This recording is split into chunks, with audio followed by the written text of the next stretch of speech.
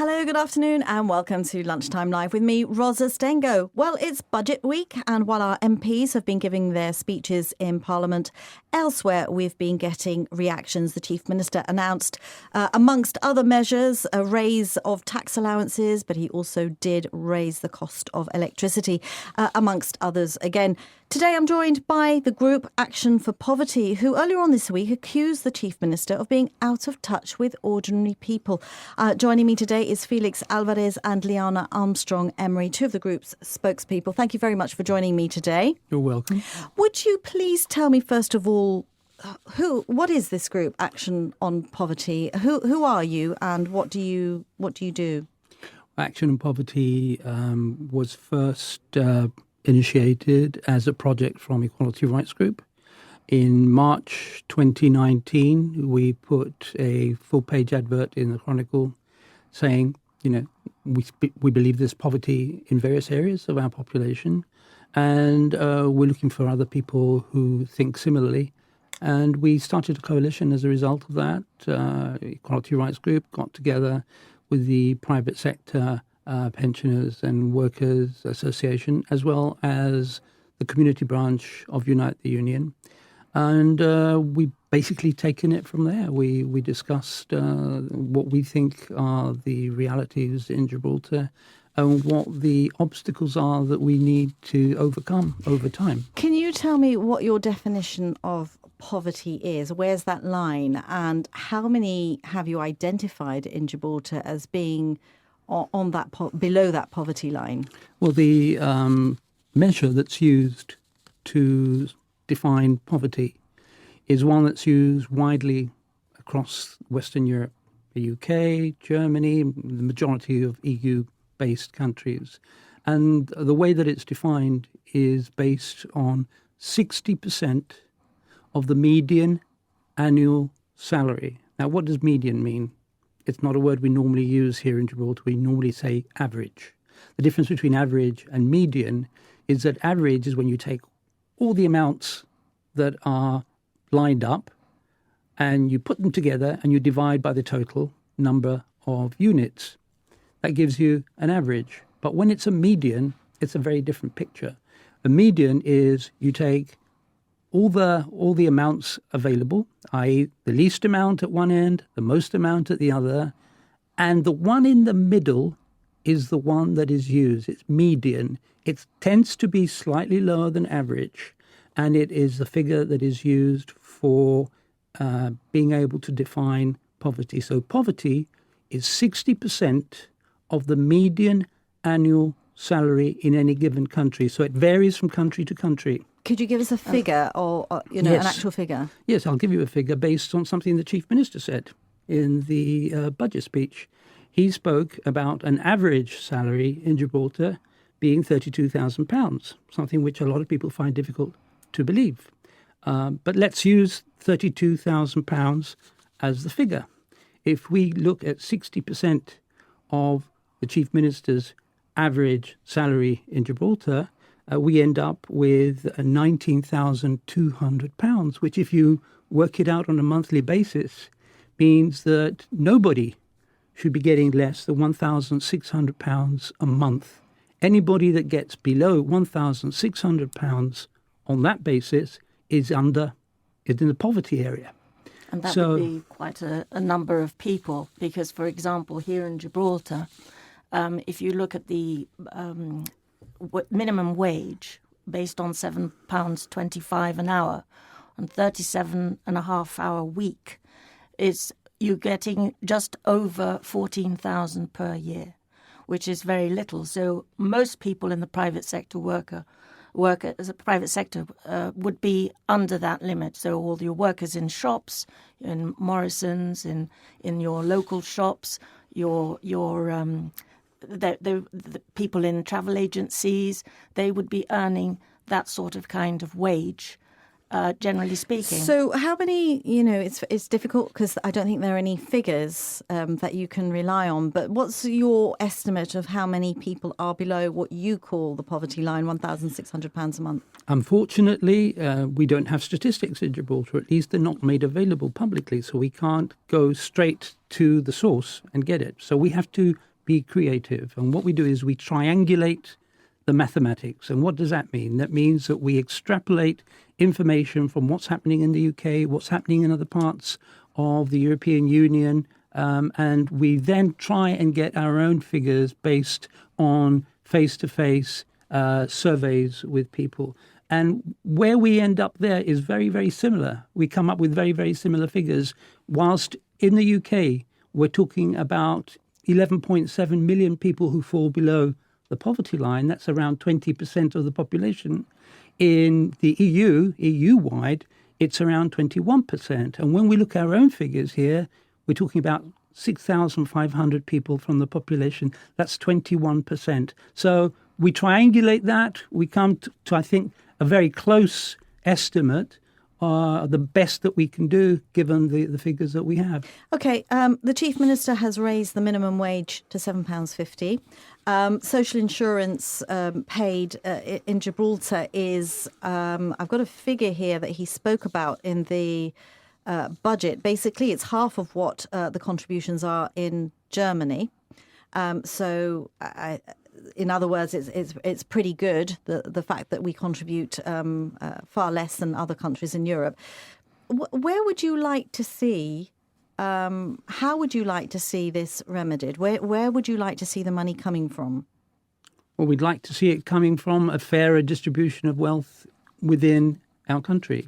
We believe that that is the basic exercise that needs to be done. This is why the core demands of Action on Poverty, AOP, are that we should reform the social security system. OK, so fairer distribution of wealth. Can you just be more specific? Give me one particular thing that you're zoning in on.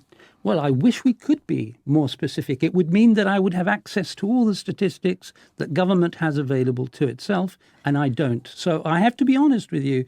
We are talking in the dark here. We know from experience, this is all experiential from people who come to us, from what we see, that there is poverty, that there is difficulty people are having. Lyana, let's go to you a little bit. How would you like to see this situation remedied? I mean, for example, you have, let's talk about community care, for example, and the equalisation of pensionable age as which is something that you have campaigned on, but certainly on the issue of community care.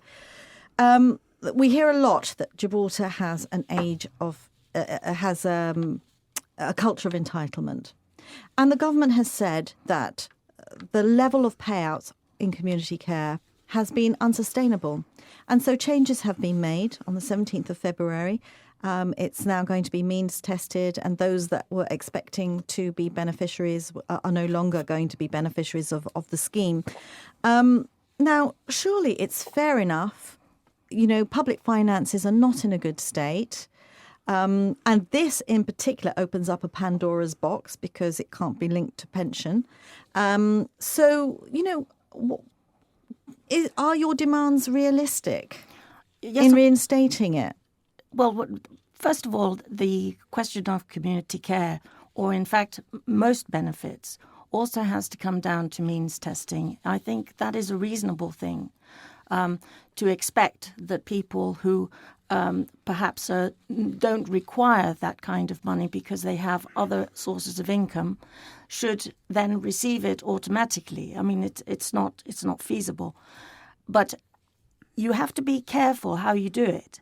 And it's not going to be the solution for everything because you have to look at the benefits that people are receiving across the board and see where you can improve on the distribution of those benefits and whether they all have to be means tested. That in itself can raise a problem because there will be people who fall, you know, who it's difficult to suggest or to actually implement something where you're means tested unless you could take everything into account.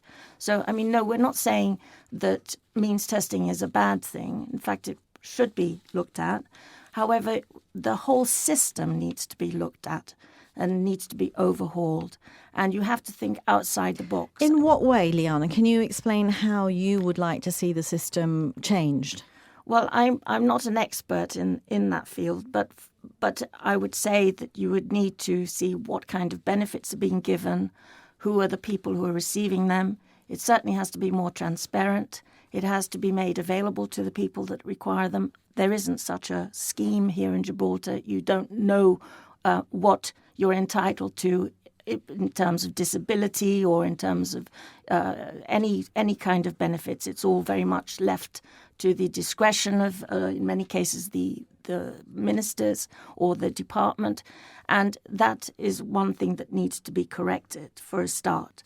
And then the other thing, of course, is that you have to look at the people who are on the receiving end of these benefits and whether they have, in fact, or do require those benefits, or do they really need those benefits?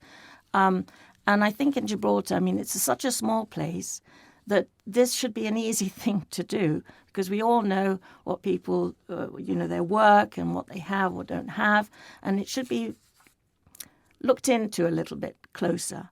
And I don't think there's an excuse not to do that. So the Community Care Action Group is calling for the reinstatement of community care to the way it was before the 17th of February. You're not necessarily calling for that. You're agreeing that it should be means tested. What we certainly I feel that it has been done in the wrong way, because I think they should have at least been consulted and maybe staged done in stages rather than overnight. But yes, I agree that it should be means tested. But as I said, it was done in the wrong way. It was too radical, and it has left people in a situation where they may not necessarily need that, but they have been banking on having that amount of money, and it has changed the course of their lives. In the sense that they all of a sudden don't have it.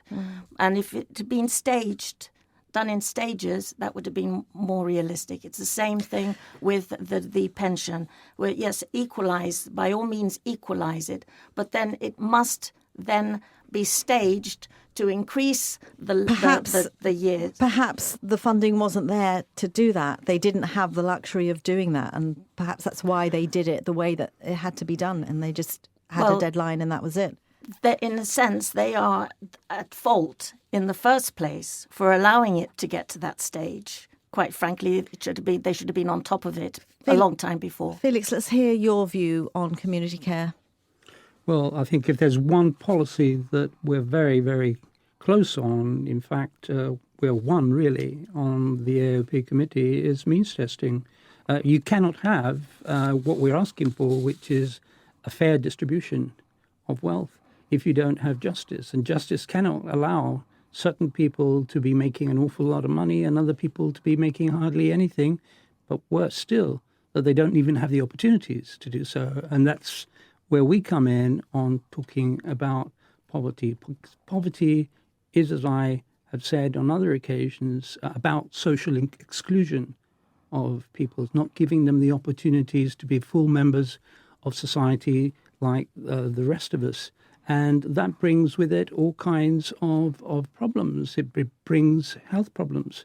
It brings housing problems. For how long have we been having to deal with action for housing in Gibraltar? This has been going on for decades. And housing is always, everywhere, intimately linked with poverty.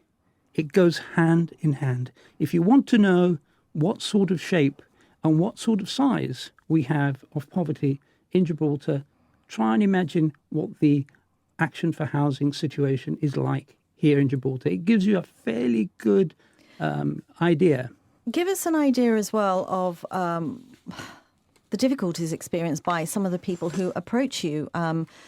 What sort of incomes and what sort of difficulties are they experiencing? Because we do have this perception in Gibraltar that there's quite a lot of disposable income around. People drive nice cars, go on nice holidays. And there is. And we talk about this age of, this culture of entitlement as well. So what sort of difficulties are you finding people are experiencing? I think this glib use, as I've noticed, particularly in certain political areas, of culture of entitlement is really offensive to a lot of people.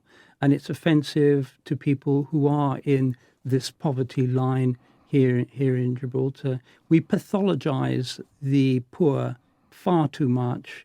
We often will see, with good intentions, the provision of things like debt counselling, when what people really have is they don't have money. But I have It's to not ask that they're you... not able to handle it. It's not they have a psychological problem, Yeah. but they're handled as if they are psychological victims or patients. Yeah, so Joe Bolsano said in his speech yesterday, he talked about how, the bad state of public finances, and when people talking about equalising the age of pension, when in countries such as Germany or other countries in Europe, the pensionable age is going up to 67 rather than men coming down to 60 with women. And, how is all this going to be funded? I mean, we're in deficit.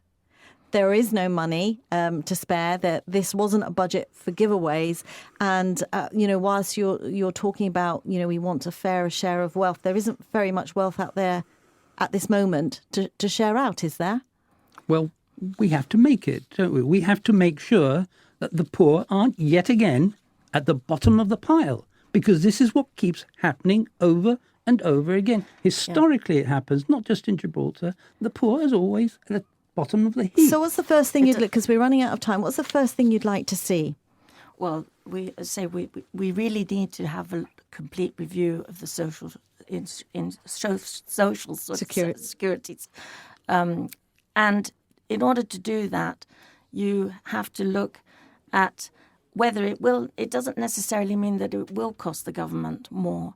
It's just a question of having a look at how they can re-look at it and sort it out.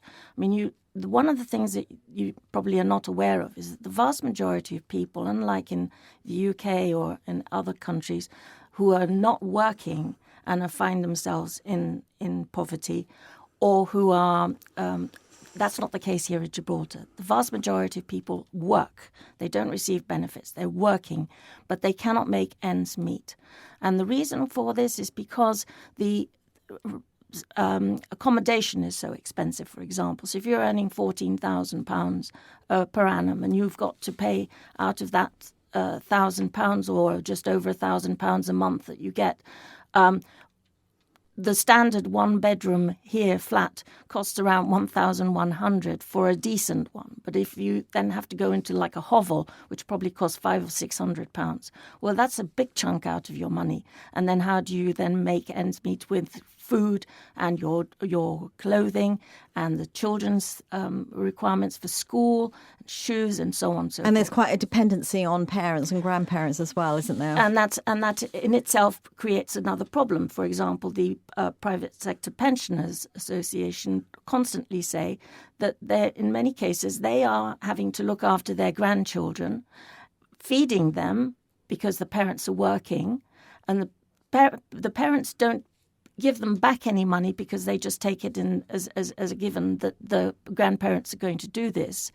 And that creates problems for themselves because they don't have sufficient money in their pension to be able to look after them. OK, we're out of time. Final word from you, Felix, of what you would like, very quickly. 6,500 people in Gibraltar are at risk of poverty. Out of that 6,500, there's a 20% of children who in their first 7 years, when exposed to poverty, will end up with a much lower cognitive development scale. That is worrying. OK, well, thank you very much for joining us. Action on Poverty, Felix Alvarez, Lyana Armstrong-Emergy. Thank you very much.